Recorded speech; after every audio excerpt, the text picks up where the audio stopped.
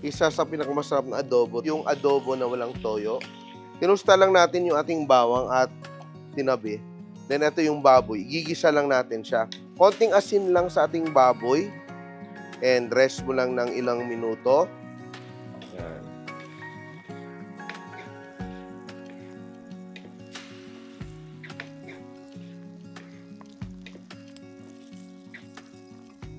Susunod natin yung ating manok. Ito talaga yung masarap na combination. Manok at saka baboy. Sangkot siya lang din natin ng konti. At ilalagay na rin natin yung ating pamintang buo at pamintang durog. So, kombinasyon ng dalawang paminta. Yung ginisa nating bawang at dahon ng laurel. Konting sangkot siya lang.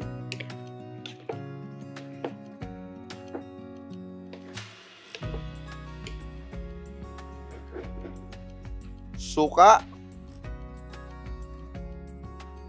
At patis. At hayaan natin siyang maluto.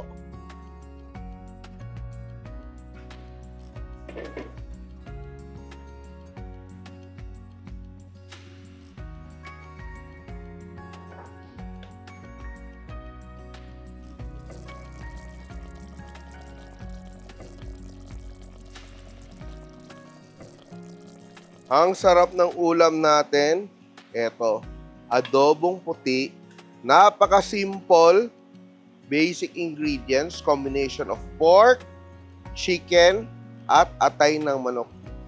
Perfect!